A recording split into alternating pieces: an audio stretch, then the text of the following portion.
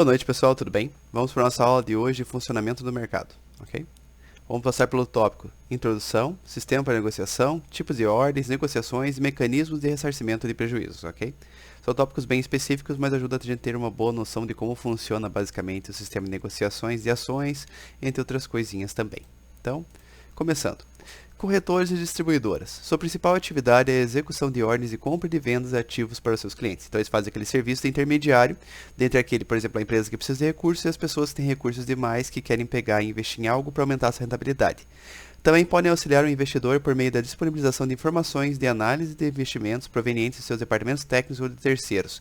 Além disso, obviamente, eles prestam outros serviços, principalmente com a parte de indicações de ações. Para isso, eles podem comprar um serviço diferenciado, eles podem ter um sistema diferenciado para conseguir fornecer esse tipo de informação também. Tudo vai de instituição para instituição. Obviamente, eles seguem uma regulamentação e tem aquilo que é possível e aquilo que não é, tá bom?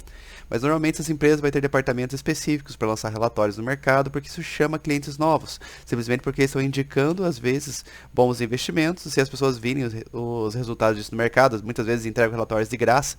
É comum ver, tem algumas empresas que fazem isso. E porque as pessoas têm acesso a relatórios, vê que a indicação realmente é válida, deu sucesso e acaba indo para aquela corretora. Perfeito?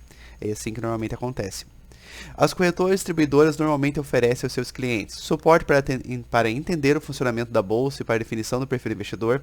Graças à internet isso ficou bem facilitado. Normalmente as corretoras vão ter ali para vocês um sistema tipo de cursos online que vai ficar gravado e que vai ensinar como investir em cada tipo de coisa, fazer pequenas análises, umas coisas mais básicas, mas que já ajudam já a tirar um pouco o medo e a ansiedade das pessoas, ok?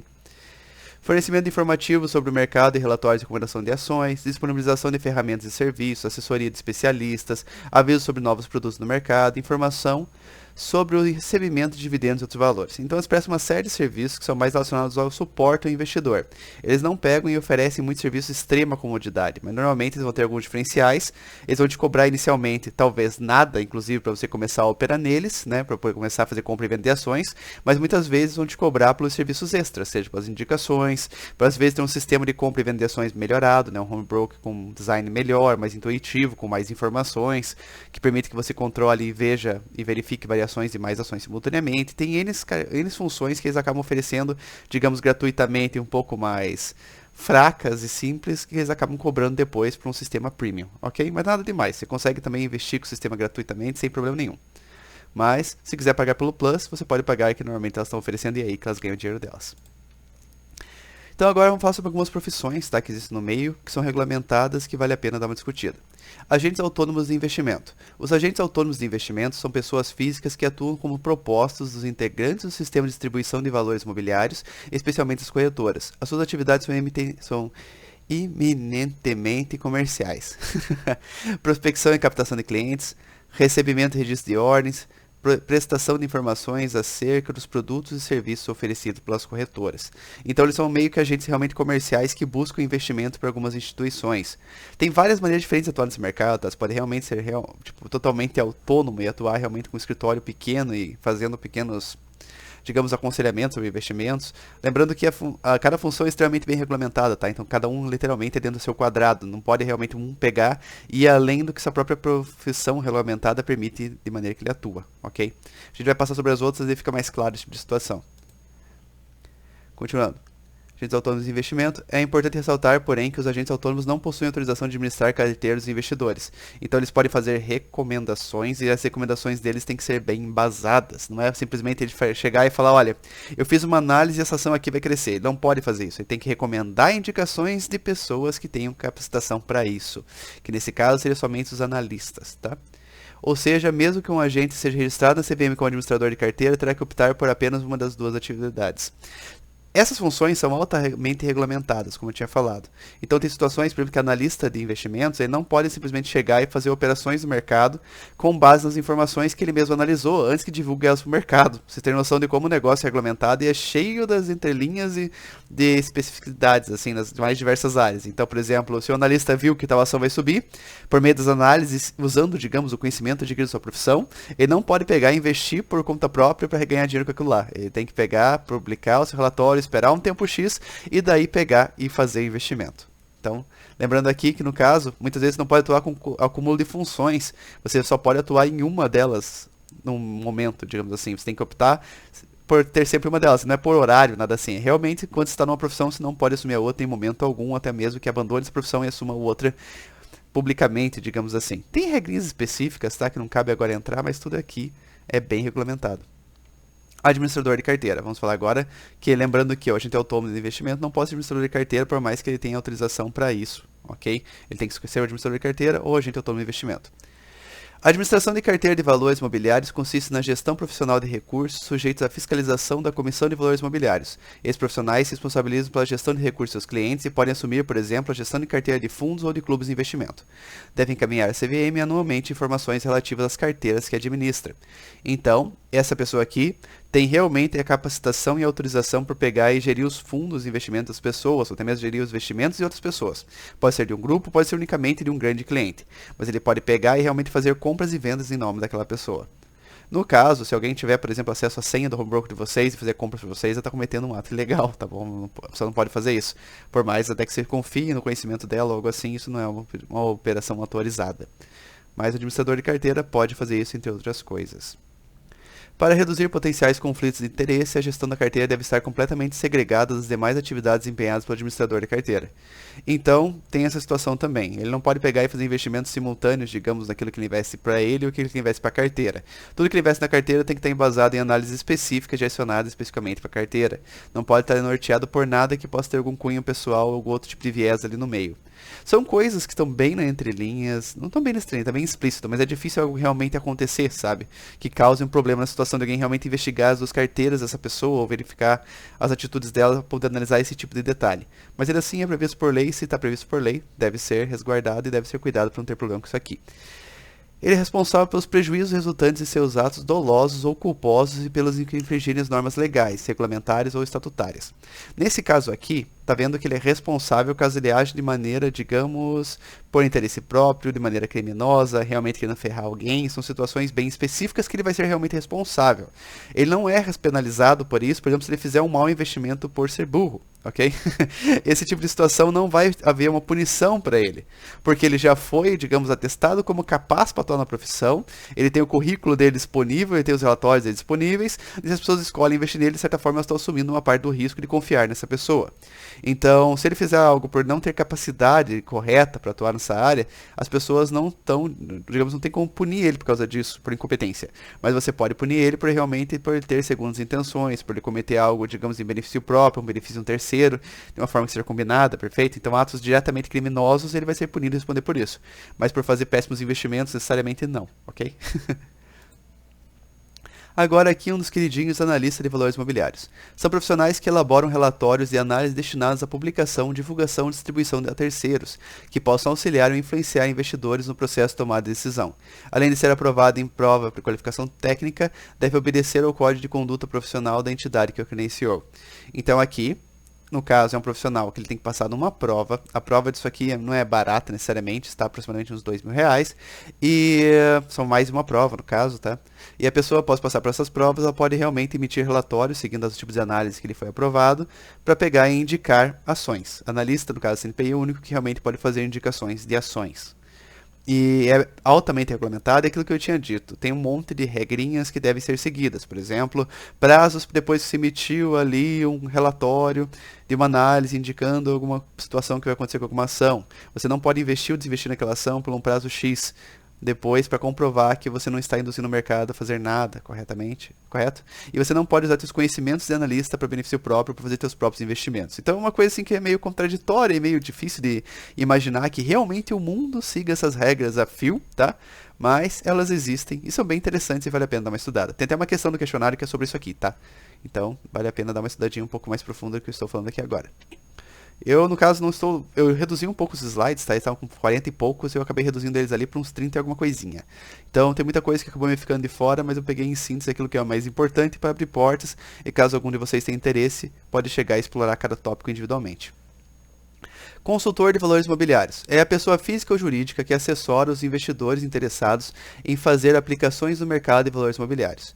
Os consultores devem ser credenciados na CVM para desempenhar suas atividades. O consultor deve possuir comprovada experiência em atuação no mercado de valores imobiliários.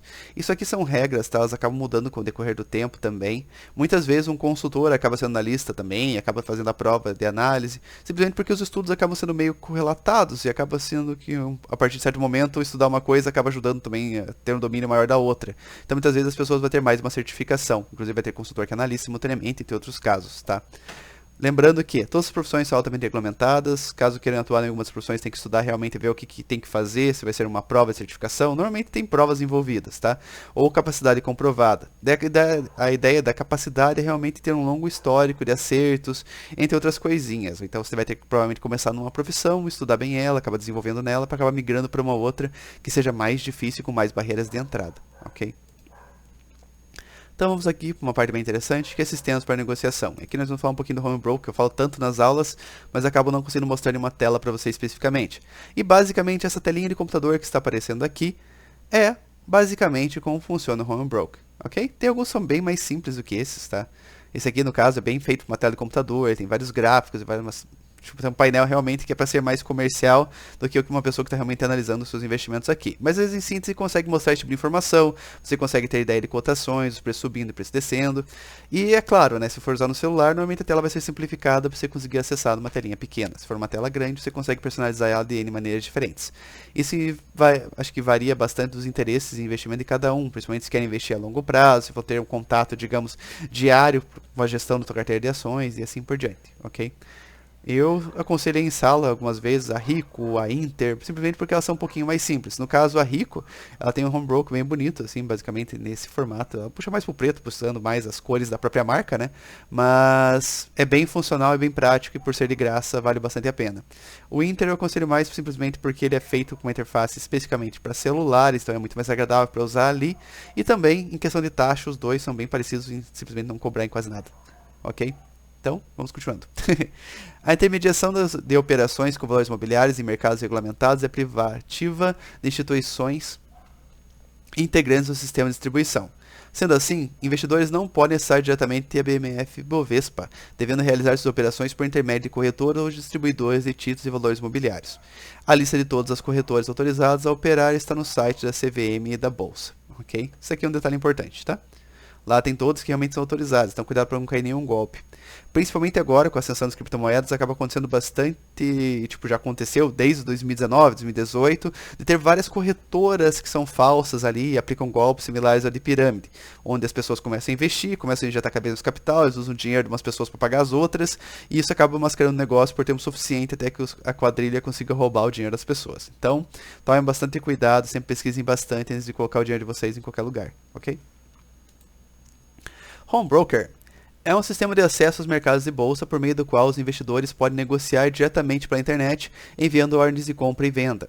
Algumas corretoras oferecem pacotes diferenciados com o intuito de atender melhor diferentes públicos, normalmente cobrando a mais por isso. Então pensem assim, no caso, por exemplo, vocês podem ter acesso a um sistema mais básico, onde você pode ver X número de ações simultaneamente, com tais recursos, com um tempo de atraso um pouco maior. Vai ter algumas questõezinhas ali que vão ser um pouquinho nerfadas a ponto de que vocês queiram e despertem interesse de pagar uma versão melhorada para ter acesso. Mas com a concorrência, e principalmente porque o mundo tem voltado mais os olhos para ações recentemente, tem feito que as corretoras tenham prestado já serviços gratuitamente muito melhores que antigamente, com uma qualidade imensa, ao ponto que as pessoas podem fazer as mais diversas atividades, inclusive day trade, que era algo que no passado só existia home brokers bons pagos, agora você consegue fazer gratuitamente com algumas empresas do mercado. A Rico, se não me engano, é uma delas que ela realmente possui um home broker para day trade gratuito, sem cobrar taxas nem nada. Isso é algo bem interessante porque é um ponto que normalmente as pessoas ganhavam bastante nisso, porque eles não cobravam por algum tipo de investimento, mas cada operaçãozinha com ação eles cobravam uma taxinha meio abusiva ali, que se a pessoa fizesse muitas transações, ela realmente tinha que ver se valia a pena ou não, às vezes até segurar mais tempo uma ação e não revender, com o receio de perder dinheiro simplesmente por fazer aquela transação, ok? Então, esse é um ponto que tem melhorado e provavelmente vai melhorar cada vez mais, porque tem cada vez mais empresas no mercado querendo roubar clientes uma das outras. Isso faz com que até, por exemplo, o PicPay pague as pessoas para deixar seu dinheiro lá, pagando algo muito mais desvantajoso para eles e vantajoso para seus clientes do que realmente, digamos, seria aconselhado comercialmente. Mas para adquirir financeiramente, né? Já na parte comercial, realmente, para você pegar e prospectar clientes, talvez seja uma boa atitude que só vai se revelar ao longo do tempo. Esses clientes não vão embora depois de que eles pagarem de dar dinheiro para as pessoas, ok? Principais vantagens: acesso à cotação dos ativos, programação e envio de ordens, recebimento e confirmações de aceitação, de execução e de cancelamento, acompanhamento e realização de operações a partir de qualquer lugar com acesso à internet. Então, basicamente, seria um software ou simplesmente um site que você acessa, né, por meio do seu browser, e com isso consegue ter acesso a um monte de informações e essa capacidade de mandar ordens de compra e de venda dos seus ativos que estão negociados dentro daquela corretora. Então, ele é basicamente um sistema de transações. É bem simples, tá? No caso, vocês vão ver uma ação, vai ter a opção de comprar ou vender. Se você tiver ela na carteira, você consegue vender ela, né? Senão, você somente a compra e dá ordem da quantidade que você quer comprar pelo preço que quer comprar. E simultaneamente ali vai ter o preço de mercado dela. Então, você pode mandar uma ordem de compra especificando aquele preço do mercado na quantidade X que você tem interesse. E se tiver alguém vendendo, que obviamente vai ter, tá? Você consegue comprar. O único problema são como esse preço fica variando, às vezes vai dar o preço naquele momento e alguns segundos depois, ou minutos depois, ele vai ter baixado drasticamente, ou vai ter subido drasticamente. Então pode dificultar um pouco que em alguns momentos você consiga efetuar aquela compra efetivamente. Mas normalmente dá certo, ok? Isso também permite que você acabe programando algumas ações para comprar ações caso o preço dela atinja determinado valor. Então, por exemplo, agora ela está, sei lá, R$25, você quer comprar ela por 23, então você dá uma ordem de compra por 23. Se o preço dela for decaindo ali dentro do prazo vigente, você vai conseguir comprá-la, porque assim que ela bater o preço, vai haver a transação e você vai adquirir aquelas ações pelo preço que tinha combinado, ok? Se nada acontecer, vai chegar um ponto que vai expirar aquela ordem e não vai conseguir efetuar em nada.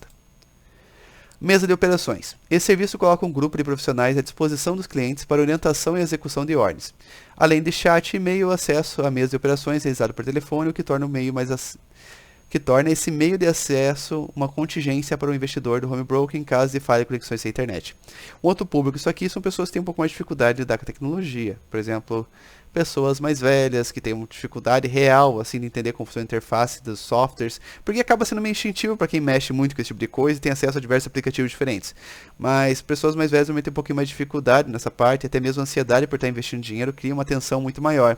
Então ter essa mesa de operações facilita bastante para que as pessoas quebrem um pouco esse medo e consigam investir de uma forma um pouquinho diferente também, sem depender 100% exclusivamente do computador ou do celular, com essas interfaces e essa relação tecnológica, perfeito? Você consegue fazer esse tipo de transação por telefone também, ou por e-mail, que é algo um pouco mais simples.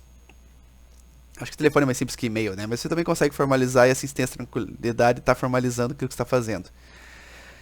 Registro das operações. Desde a entrada em vigor da instrução CVM 505 de 2011, a transmissão de ordens pelos clientes aos intermediários só pode ser realizada por escrito, telefone e outros meios de transmissão de voz ou sistemas eletrônicos de conexões automatizadas. Então, basicamente, uma corretora não pode efetuar uma transação sem haver um registro desses sistemas aqui, ok? Por isso, se fizer por telefone, vai ter a gravação da sua ligação, ok? Por escrita, obviamente, vai estar gravada. E por sistemas eletrônicos e conexões automatizadas, que seria aqui nosso home broker.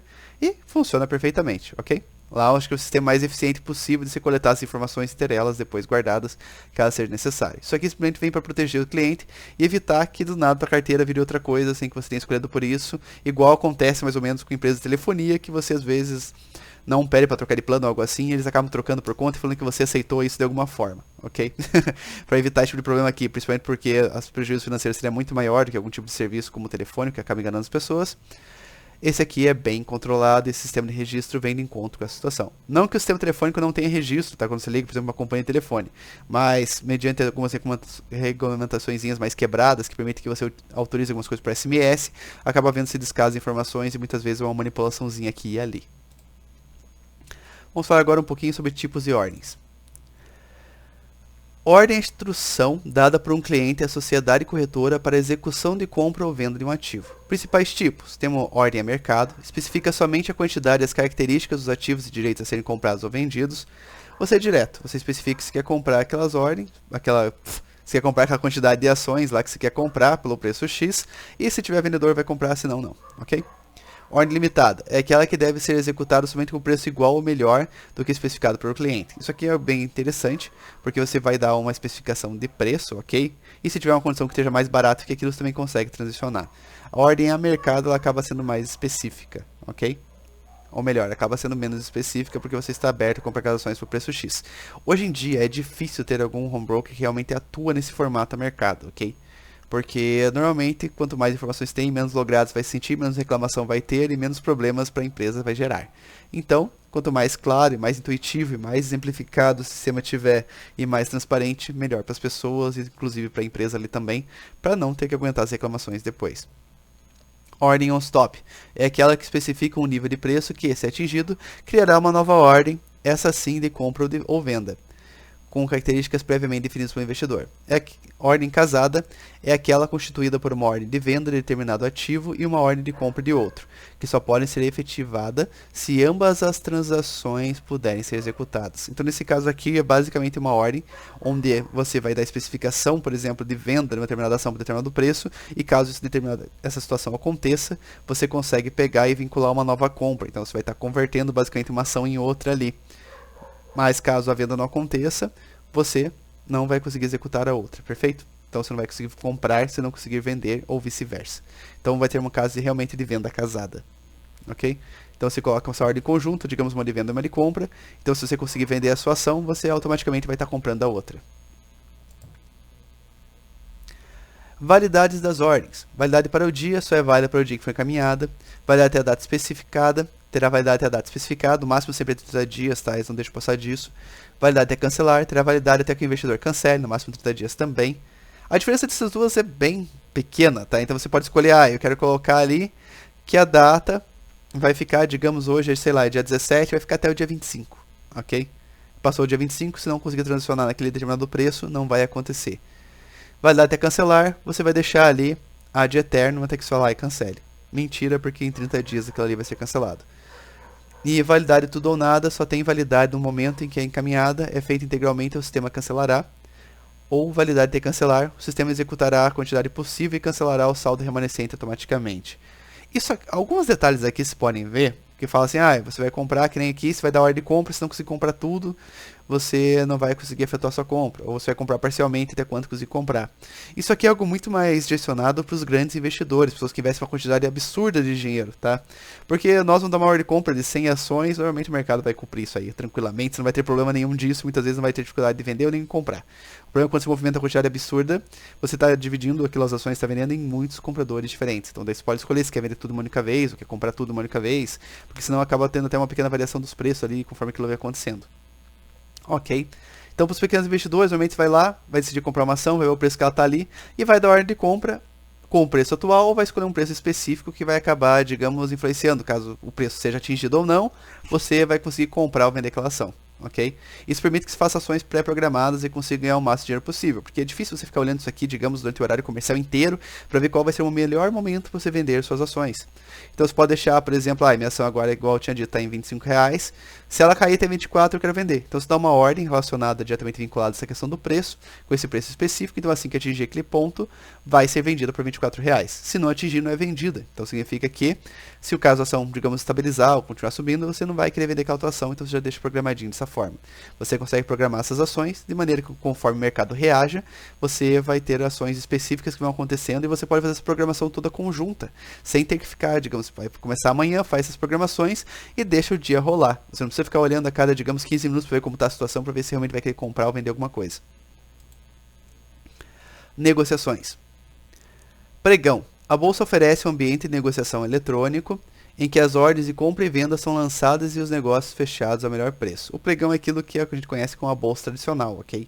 Você vai estar ali, vai ter um monte de gente vendendo ações, um monte de gente comprando ações, e conforme as ordens de compra e venda vão casando em relação aos preços, essas ordens de compra e venda vão efetivamente acontecendo. Aftermarket. O aftermarket, conhecido simplesmente como after, é um período adicional de negociação aberto no final do dia, após o pregão regular. Por ser um período adicional, existem restrições e particularidades, entre as quais só podem ser negociados papéis que estejam no índice Bovespa e ou IBR X100 e que tenham sido negociados durante o pregão regular do dia. Lembre-se daquela questão do índice, das listas, ok? Das listagens, entra mais ou menos esse tipo de situação aqui. Então, o aftermarket, que é o período que ocorre ali depois, ele permite que você negocie ainda algumas ações, mas tem bastante regras de quais ações podem ser negociadas e como elas podem. As negociações são apenas no mercado à vista, não sendo permitidas operações com opções derivativas em geral. O preço dos ativos é limitado por uma variação máxima positiva ou negativa de 2% em relação do preço do fechamento do pregão regular. Então, esse mercado aqui, para não haver muita discrepância, principalmente no dia seguinte, então o mercado comum fechou, ok? Então aqui você vai poder continuar negociando por um período X depois, a um preço que só vai variar 2% para cima e 2% para baixo, ok? Então você vai poder comprar as ações caso você não possa ter acesso ao seu sistema de home broker durante o horário comercial. Isso aqui acaba sendo bem funcional e bem interessante. Isso incentiva também que essas empresas que são listadas nessas, digamos, 100 melhores consigam ali apresentar um melhor desempenho ainda e ter maior liquidez das suas ações também. Leilões. O seu objetivo é evitar variações bruscas nas cotações dos ativos por situações ou ordens consideradas atípicas. Ao ser atingido algum dos parâmetros estipulados, a negociação do ativo é suspensa e ele entra em processo de leilão por um prazo determinado. Durante o leilão, os participantes e investidores têm a oportunidade de analisar a situação e, se for o caso, ajustar sua posição. O que acontece? Vocês já ouviram falar de circuit breaker na televisão, principalmente quando a bolsa dá uma variação absurda, por qualquer coisa que aconteça em relação ao governo, queda na confiança ou algo assim, acontece essas situações onde a bolsa interrompe essas negociações. O leilão é quase a mesma coisa, só que ele interrompe especificamente por uma ação em específico. Então, nós temos uma ação ali que está apresentando uma variação muito brusca. Basicamente, as negociações são meio que congeladas, elas ocorrem num formato diferenciado por um período curto de tempo, variando entre ali 5 minutos a meia hora, dependendo da situação, ok? Se não me engano, é meia hora o tempo máximo, ou 20 minutos, algo assim. E ela acontece periodicamente, então acontece primeiro 5 minutos, daí eles veem se realmente a situação se normalizou, daí eles prorrogam por mais um pouquinho, e assim vai indo, perfeito? É umas regras bem específicas aqui que vale a pena ser analisada criteriosamente. Como eu tinha falado, algumas coisas eu tive que remover da aula, porque senão ela vai ficar muito longa e maçante. Mais maçante do que ela realmente precisa ser. Então, no caso, fica esse momento ali que a ação fica com seu preço congelado, de maneira que você consegue deixar o mercado se autorregulamentar corretamente de novo. Você tira aquele bem de circulação e depois vai verificando até o momento que ele estabiliza, daí devolve ele normalmente para a circulação. O leilão ainda pode acontecer o período de compra, ok? Só que esse período ele realmente acontece para tentar dar uma freada nessa questão da variação brusca do preço, certo? E agora vem a suspensão de negociações com o circuit breaker, diferente do leilões, que aqui eles acontecem, digamos, com uma ação em específico. No circuit breaker ele vai acontecer com todo o sistema. Então, se todo, digamos, o índice Bovespa estiver caindo ali, ele vai ver se a queda foi muito brusca e simplesmente interrompe as negociações para impedir que aquilo caia mais. Porque isso aqui é mais baseado nas expectativas das pessoas e sua reação ali aos problemas que vão aparecendo do que realmente pegar e ver uma coisa realmente lógica. Não, assim, as empresas estão tudo falindo, vão vender tudo. É mais uma questão de emoção, porque as pessoas estão vendo as ações caírem, para não perderem dinheiro, elas começam a vender também. Isso vira uma bola de neve e faz aquele preço cair muito. Isso é a mesma coisa se estiver subindo também para acontecer esse tipo de coisa, tá? Não é somente na queda. Mas vem freia as negociações a ponto que as pessoas se acalmem e no dia seguinte retomem. O mecanismo conhecido como circuit breaker suspende o pregão da bolsa por um determinado período em caso de oscilação muito brusca dos preços de negociação. Tem um objetivo semelhante ao do leilão, com a diferença que o leilão considera ativos isolados, enquanto o circuit breaker todo o pregão da bolsa é suspenso. Se o Ibovespa cair 10%, os negócios serão interrompidos por 30 minutos. Reabertos os negócios, se a queda atingir 15%, a interrupção passa a ser de 1 hora. Se novamente, após a reabertura dos negócios, a oscilação negativa chegar a 20%, a bolsa poderá suspender os negócios em todos os mercados por prazo definido a seu critério. Então, realmente, ela pode congelar as operações para manter a saúde econômica do país. Se lembra que os índices são utilizados, principalmente de ações ali, de grupo de empresa X, para pegar e demonstrar se aquele mercado está bom ou está ruim. Perfeito? A economia como um todo daquela nação. Então, se um país permitir que ocorra uma queda de, por exemplo, 50% dos valores da sua bolsa, isso afeta drasticamente a economia daquele país, as empresas que estão atuando no sistema de mercados imobiliários, entre muito mais, ok? Então, por isso que existe esse sistema, simplesmente se houver uma queda muito grande, eles podem interromper as negociações e dar uma congelada nisso aqui. Não é só o Brasil que faz isso aqui, tá? No mundo inteiro esse tipo de coisa também acontece. E vamos falar aqui de um tema bem específico, que é o empréstimo de ações. A aula está quase acabando, tá, pessoal? Fiquem tranquilos. Também conhecido como aluguel de ações, é uma operação em que o investidor empresta suas ações por prazo determinado e mediante a cobrança de uma taxa livremente pactuada, certa quantidade de ações. É importante destacar que o processo de empréstimo de ações envolve a transferência temporária da propriedade para o tomador. Assim, direitos como o de voto passam a ser exercidos pelo tomador caso não tenha vendido a ação. O que acontece? Você pode chegar e alugar ações para poder operar com elas. Isso aqui parece uma coisa meio bizarra, porque primeiro você vai pegar alguém que tem muitas ações e vai pagar um valor X de aluguel para ela, para essas ações serem transferidas para você temporariamente.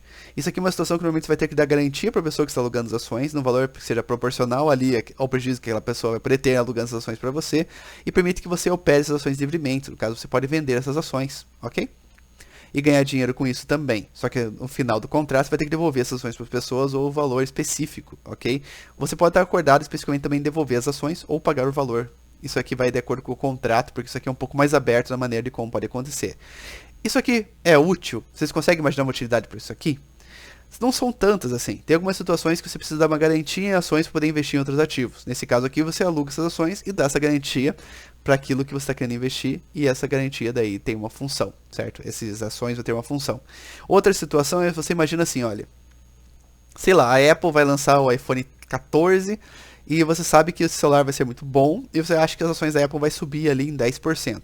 Então você pega, aluga essas ações, digamos, um pouco antes ali, um período antes dela fazer esse pronunciamento. Daí ela faz pronunciamento, valorizações sobe, você vende essas ações e ganhou essa diferença. Você espera o mercado voltar ao normal, recompra essas ações e ganhou, e depois se devolve essas ações que você acabou de recomprar para quem que você tinha alugado. Então você vai ganhar essa diferencinha ali, ok? Essa é uma outra situação que aluguel das ações, empréstimo de ações faz sentido.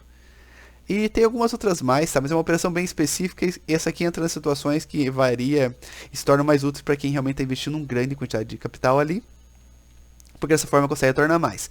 Lembrando que você vai ter a obrigação legal de devolver essas ações para a pessoa, tá? Então não é basicamente pegar, vender e operar livremente. Tem que se lembrar que tem um compromisso aqui com quem está te alugando e que esse dinheiro aqui realmente não é seu, então tem que tomar bastante cuidado para não se endividar fazendo esse tipo de operaçãozinha aqui. E agora, mecanismo de ressarcimento de prejuízos. Lembrando que esse aqui é o nosso último tópico. Na hipótese dos investidores sofrerem algum tipo de prejuízo decorrente dos erros operacionais, eles podem recorrer ao Mecanismo de Ressarcimento de Prejuízo, MRP, administrado pela Bovespa Supervisão de Mercados, BSM. Não se trata de indenização por prejuízos decorrentes da variação de preços de ativos, mas sim de prejuízos causados por erros dos participantes da BMF e Bovespa.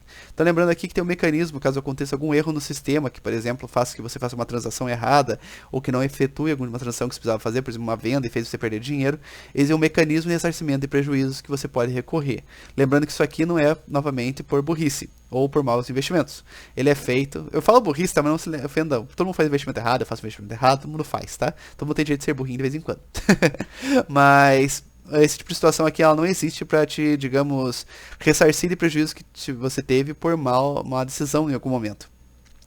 Ela realmente existe para, digamos, para recuperar prejuízos diante de problemas que foram causados por falhas no sistema. Inclusive, por exemplo, o home broker com problemas, a corretora em si fazendo algum erro, alguma coisa desse gênero, ok? Ressarcimento de prejuízos. É importante ressaltar que as transações realizadas no mercado de balcão organizado também não estão cobertas pelo MRP. Então, somente bolsa, ok? Somente bolsa. Mercado de balcão organizado não está coberto. Então, tem que sempre tomar cuidado, principalmente quando se investe, às vezes por meio de bancos, alguma coisa assim, para ver quais tipos de garantias você tem. Às vezes até o próprio garantidor de crédito, né, no caso, consegue ali pegar e te ressarcir de algum prejuízo ou outro. Então, vale a pena dar bem essa estudada para saber realmente quais tipos de riscos você está correndo. O ressarcimento dos prejuízos pelo MRP é limitado ao valor de 70 mil por ocorrência. No caso, o pedido de ressarcimento ser negado, o investidor reclamante poderá recorrer da decisão pela CVM. Basicamente, quando você recorre a uma multa aqui. Lembrando que é até 70 mil por ocorrência. É claro que para nós, normalmente é difícil atingir os 70 mil, mas nada é impossível também. É um detalhe importante para se tomar cuidado, principalmente se for um grande investidor ali, ok? Gente, essa foi a aula de hoje. Teve alguns assuntos que eu sei que falei de maneira bem corrida, até mesmo para essa questão de não ficar uma aula muito longa. Caso tenha dúvida de algum tópico, caso algo não tenha ficado claro o suficiente, me contatem que eu estou à disposição de vocês para tirar essas dúvidas e ajudá-los a saná-las. Perfeito? Faça os exercícios, como no mesmo da aula passada, são 4 exercícios também discursivos, tá bom?